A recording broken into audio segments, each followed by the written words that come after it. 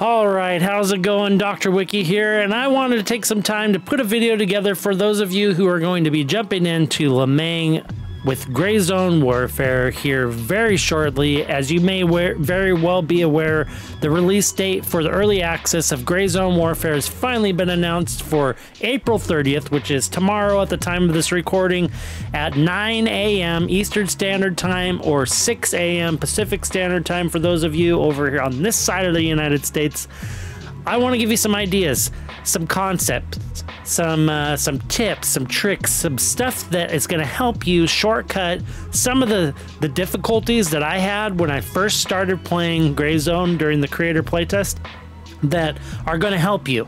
You know, I'm going to try and keep it as unspoilery as possible, if that even makes sense. I don't even know if that's a word, but we're going to use it anyway. So the idea there is I don't want you guys to be spoiled by any of this information with your experience in the game when you jump in there the first time.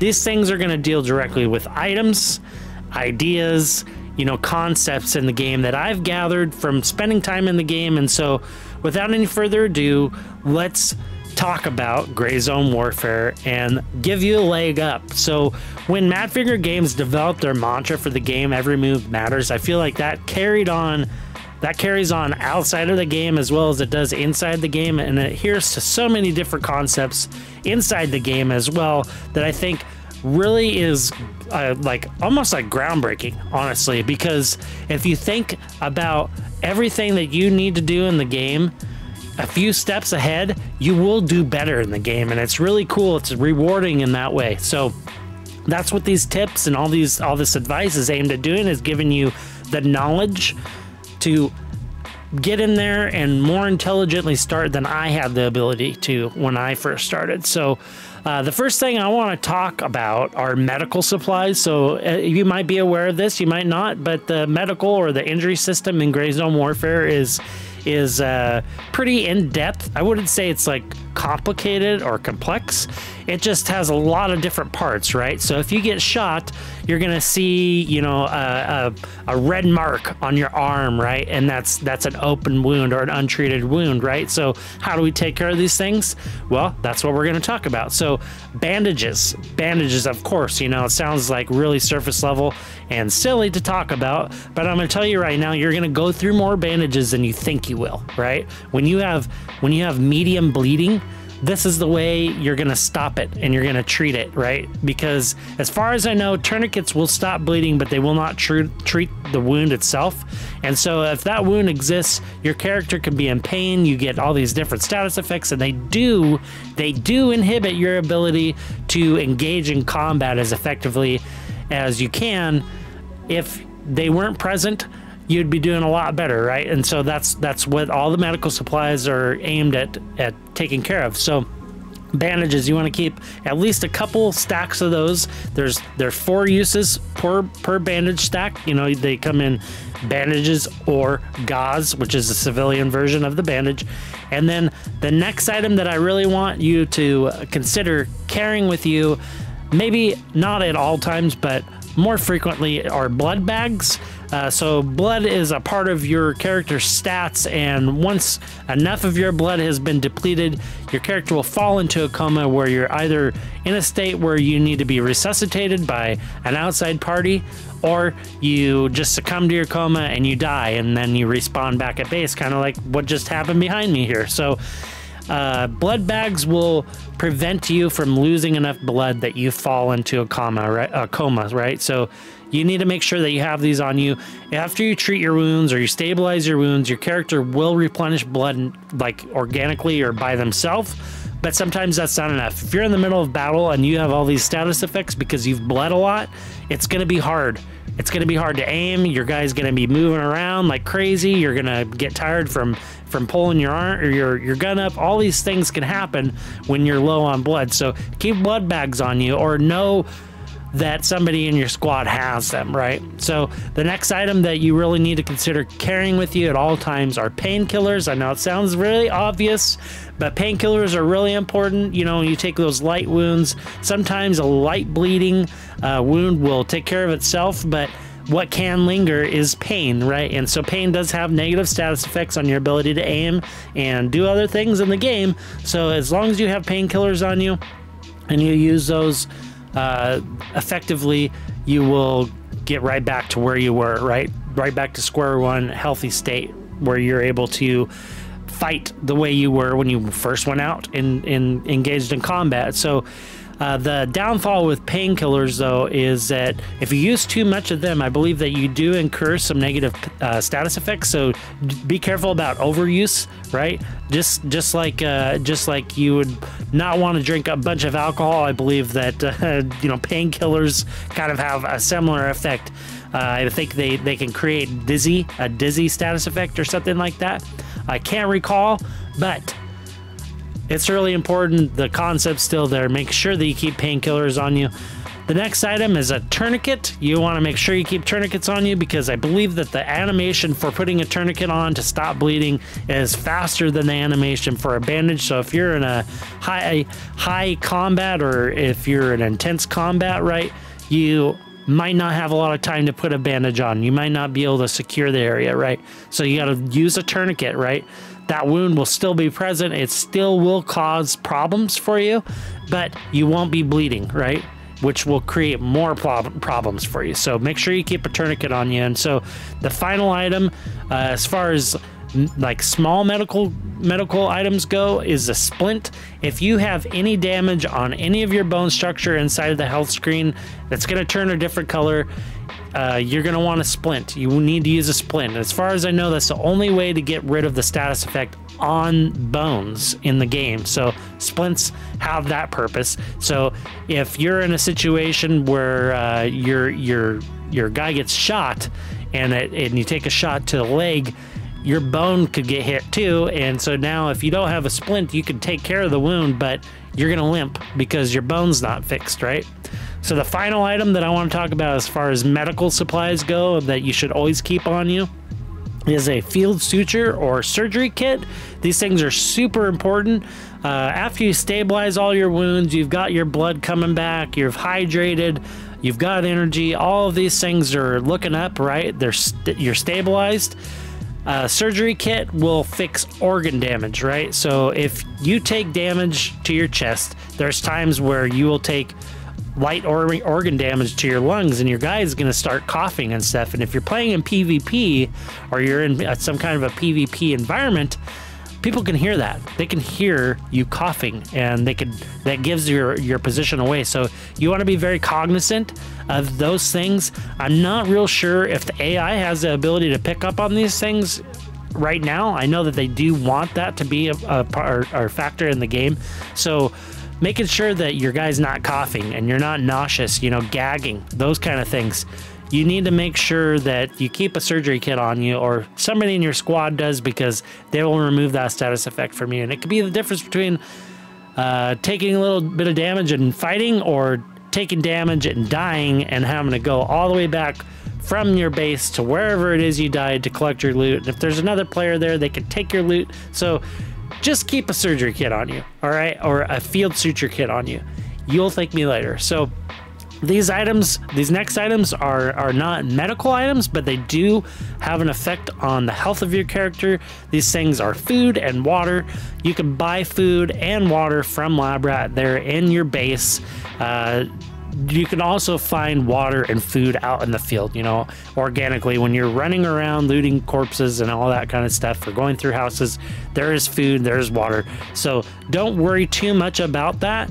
If you're in an area where there are buildings, or that there's buildings, or that there's going to be supply, I like to keep those things on me anyways, because I tend to enjoy staying out in the field longer without having to go look for things.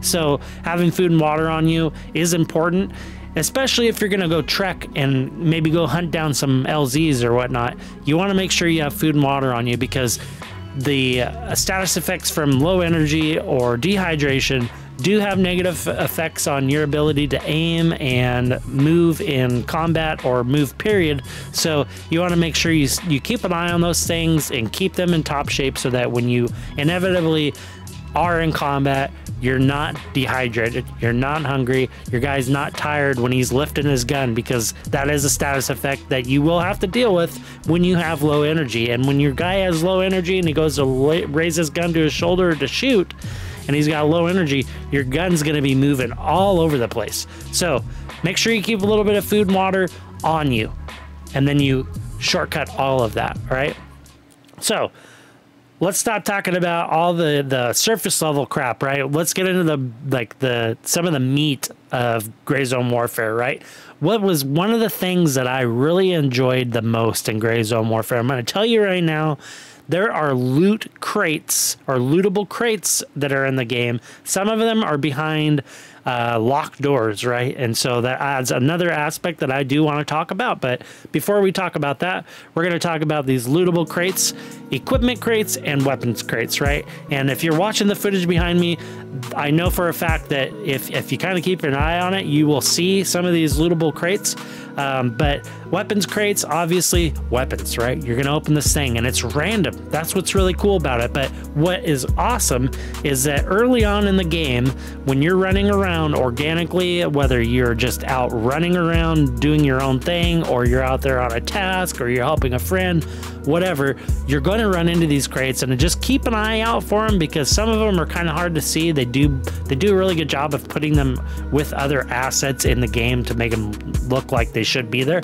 But there's times when they do stick out like a sore thumb, like you'll see in this footage behind me, and you want to loot them. So what do weapons crates do? What do equipment crates do? Other than the obvious, have those things in them, all right? So when you open a lootable crate, say weapons, it's random, it feels like. So I don't know if there's some kind of a loot table there. I'm assuming that there is, but what's really cool about these is they provide the opportunity for you to get different weapons parts, right? For weapons that typically are enemy faction weapons, right? There's some crates that you'll find that don't give enemy faction weapon parts and weapons. It's more tied to the PMC weapons, right? So anyways,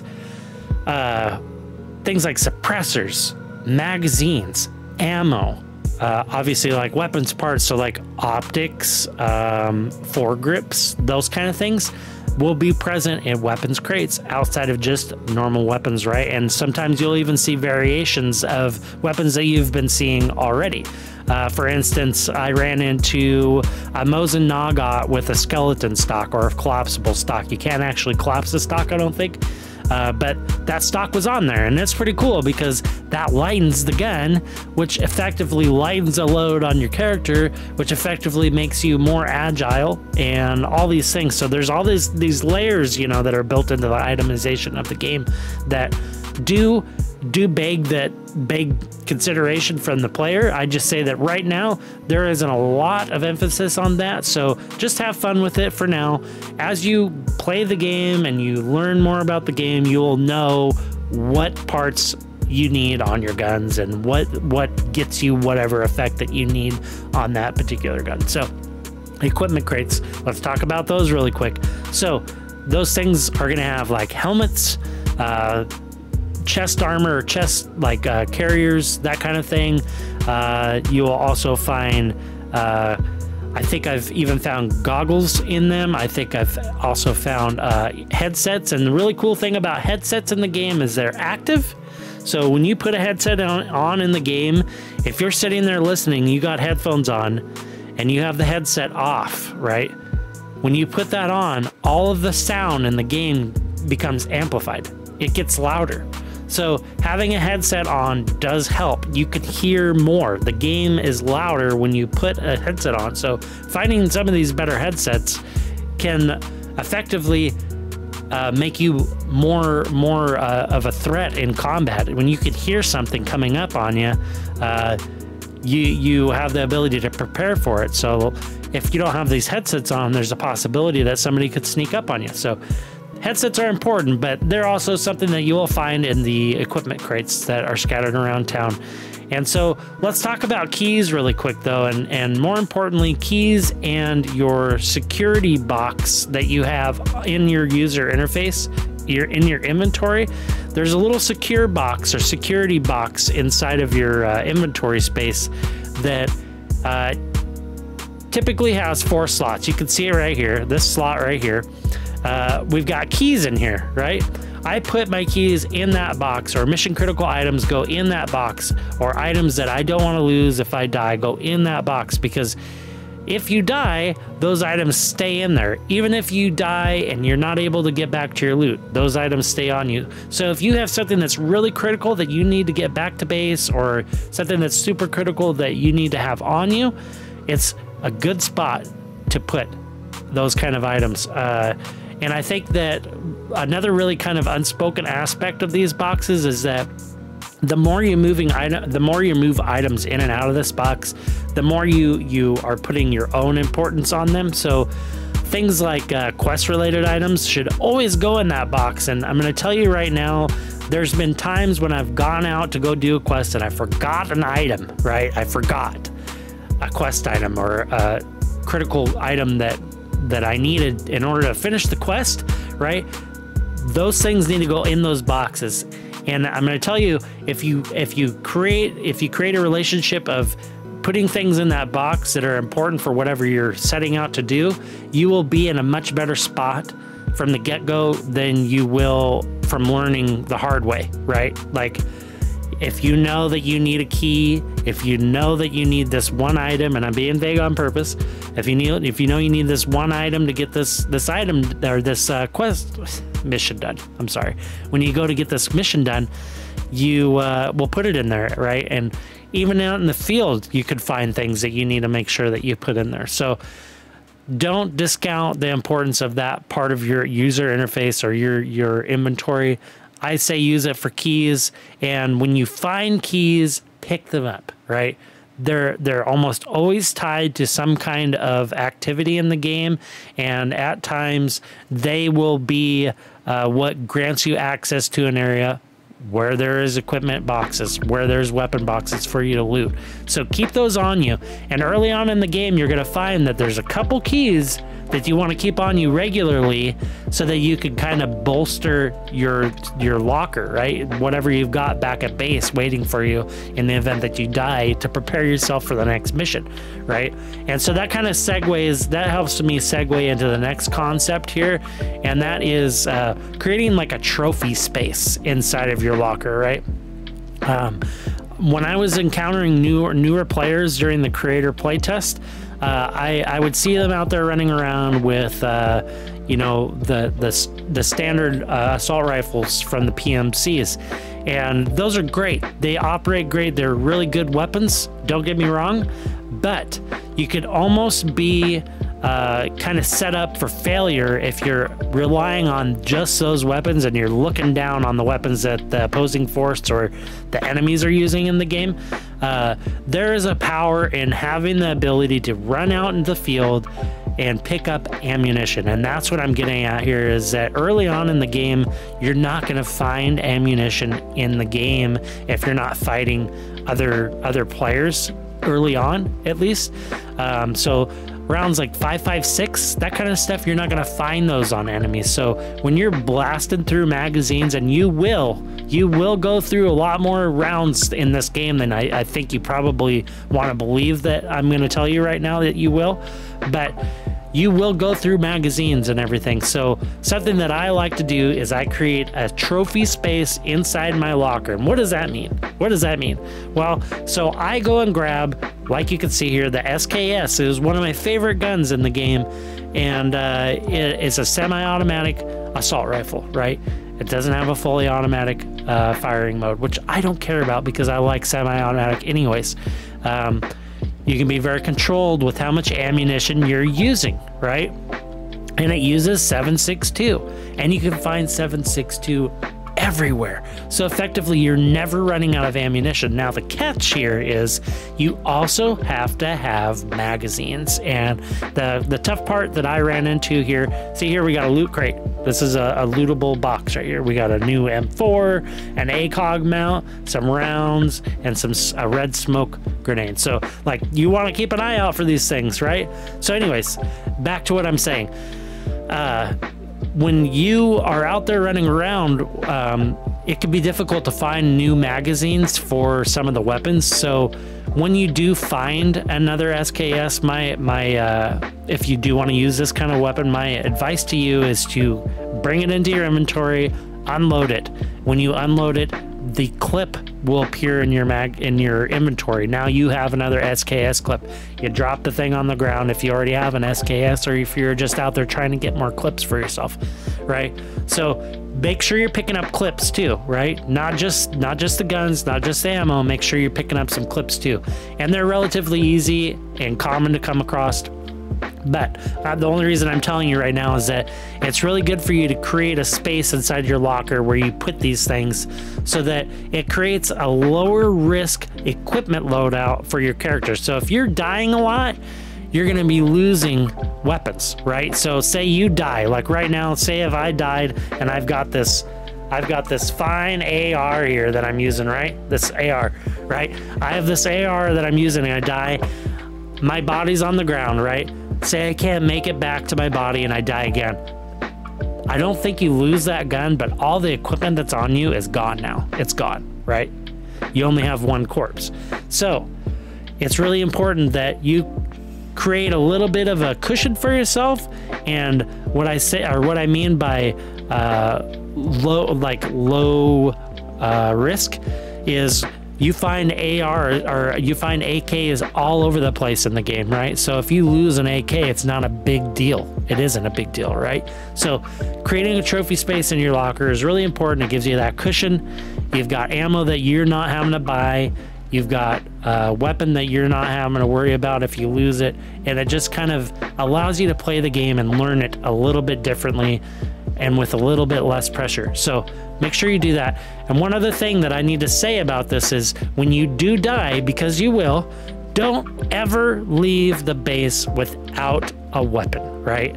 So that plays back into the trophy space. There's scorpions in the game, right? It's just a little automatic submachine gun, right? The thing spews a lot of rounds. I think the biggest clip you can find for them right now is 20 rounds. There's 10 round clips too. I would pick those up like crazy, and I would always have at least one scorpion in my locker, because if I lost that or if I had to drop it on the ground, it really was not a big deal at all. It wasn't a big deal, because sometimes you get back to your corpse and your loot, everything that you have on you is already full, right? So you don't have room for another weapon that you've brought back with you to get your gear.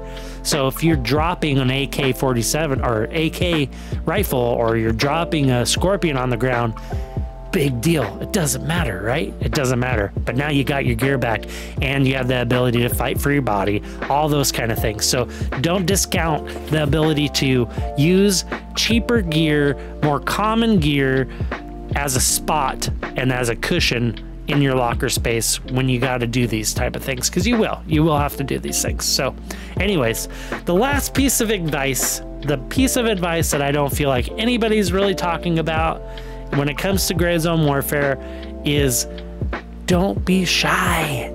Say hi.